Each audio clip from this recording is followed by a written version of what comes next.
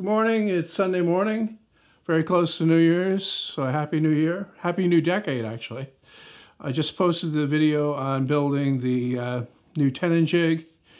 The old one was still working, and I could have used it, but I never did make a video for the original one, so I decided it was a good time to upgrade the design and make a video for it, and free plans. So there you go. End off the year, end off the decade actually, with free plans from me. Okay, do you like it? Do you care? Probably not. I don't know. Anyway, so what I'm doing this morning is I'm putting a coat of water-based polyurethane on 3 of these things that I have here, jigs. This is my tapering jig. I've already done my shelf pin jig, which I've used dozens of times.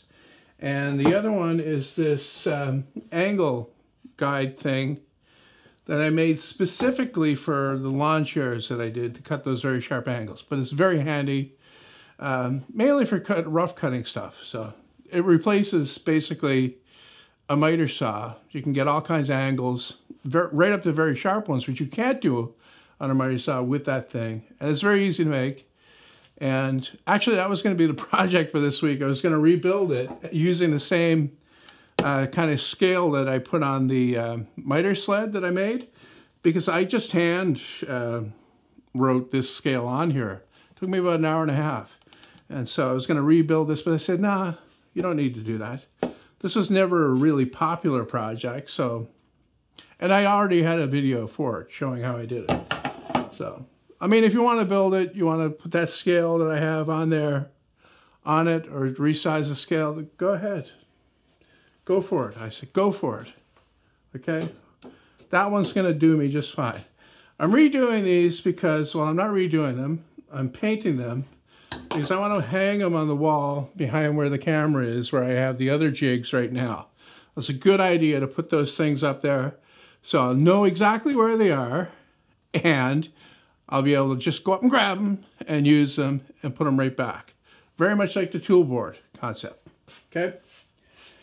So yeah, I was doing that, and originally I was going to do that workshop audit that I talked about before, where I go around the room and I would determine where things need to go, see things out of place and say, okay, this is where that needs to go, and that, because I need to get all that done before, well, or during, or even after. It really doesn't matter. But this stuff that I'm going to be building down the corner down there should solve, there's no excuses now, should solve all of my storage problems and be able to organize everything that I have here in the shop. Everything should fit down there. Should. Okay? Because not only does that provide more space for the things that are laying around all over the place, it also allows me to optimize the storage that I already have. Like the miter saw station here has a ton of storage, but it's not really optimized. I mean, there are places where it is, but the drawers down underneath the saw itself, there's basically just stuff thrown in there other than the blade drawer, okay? Everything else is just put in there. So, all part of a bigger project to really well organize the shop so everything has a place, okay? Because this is the biggest lesson that I learned from that tool board right there. If you have a place to put something and it's convenient to use, you're going to use it and it will work. Because I don't know how many comments I got from people saying, oh, that'll never work. You'll never put anything back. Well, yeah, I did. And how many years later is it? Okay, so organization for the new decade is the big one. Okay, so I'm finished with that. I need to let that dry and then I can do the other side. What else can I talk about? Okay, what's coming up in the new decade? Well, this is going to be the first project, and it's going to be a multi-part project. And according to my new philosophy about things, it's going to be There's going to be build series with it that will be extra, and it's going to be well made, and good. And I originally had plans, or like I originally drew up my plans for making bigger units, but then I revised that down to smaller, more modular pieces, because that's another lesson that I learned, and that was from my miter saw station. Like, if I want to take this apart, it's all modular. It comes apart in smaller pieces. All I need to do is take the screws out, and then I can move it. Not that I'm going to be moving, but you never know what the future holds, okay? Like, something might happen in the next year that I might, have to take it somewhere else. And it works much better if it's a modular design that will work, like it'll fit in different places, rather than custom building something for a specific space. So the base cabinet with all the drawers that will take the place of this one down here that has all the screws and stuff in it will be in two pieces. It'll be 2 units. And it'll be a bank of drawers, basically, like you would see in a kitchen. And that's kind of how I'm going to market it, because this is not unlike, like the cabinets that I'm building down here are not unlike what you would find in a typical kitchen. So you can watch this as workshop storage, yes, but you can also watch it as kitchen cabinets, because they're exactly the same. I would do both exactly the same. The only thing about those base cabinets that I'm going to be building, they're a little bit narrow, like not as deep as a kitchen cabinet would be, but exactly the same in every other regard, okay? So 2 of those on the bottom with drawers.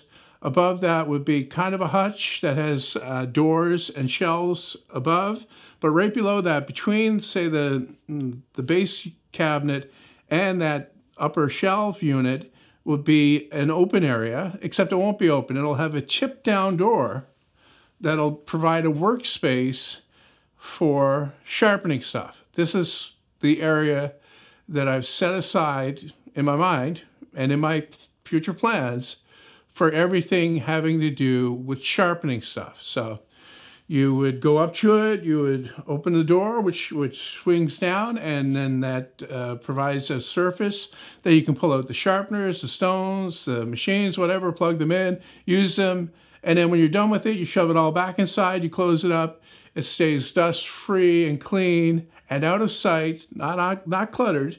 You would have to keep that closed up anyway, for everything else to work, to get in the drawers underneath, right? So that's a good system, I think, there. Now, above that would be just shelves with doors on the front, so whatever you put in there, you close it up and it doesn't look unsightly, which is good for a workshop mentality, because if things look messy, you don't want to go there. If you've got a nice, clean, well-organized, easy-to-use shop, you're going to be more effective in there. Right? You're going to want to go out there more often. You're going to want to do better stuff, too. You're not going to be wanting to do crappy projects in your nice shop. You want to be doing really nice ones, okay? So that brings me into what else is going to be happening over the next year. I'm going to be focusing on better projects, okay? Not necessarily bigger ones, but better ones. I'm not going to be doing any rinky-dink little things anymore. And I guess a good example of that is that tenon jig. I mean, that's not a rinky-dink little project. That's a substantial, build that is well-designed and will really come in handy for other things that you're doing. It's like all this other stuff, Another good example is the workmate that I talked about in a previous video on this channel.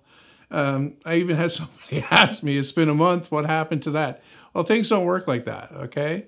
If you have an idea to do something, you just don't the next day. Well, you can, but you're not going to get anything that's any good. You just don't the next day start building it and, here it is. I used to do that kind of stuff, but I don't do that anymore. I want to plan it. I want to model it. I want to build a mock-up to test, to see if my ideas are good.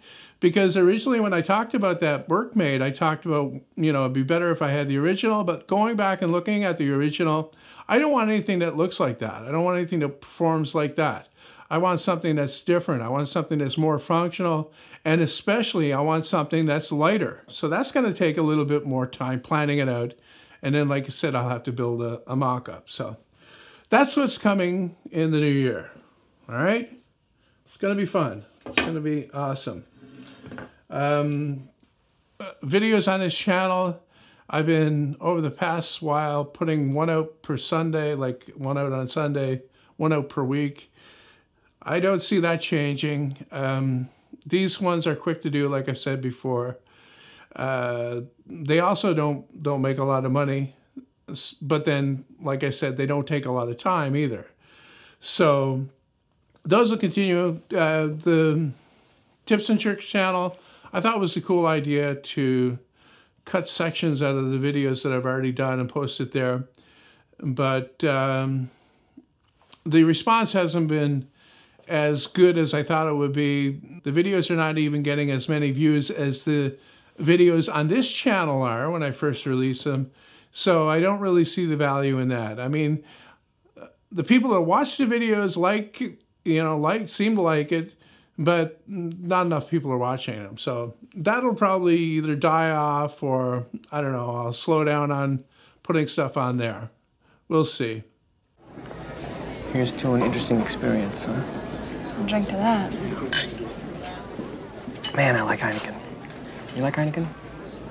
Well, I never really had Heineken before. You never had Heineken before? My dad drinks Bud. King of beers.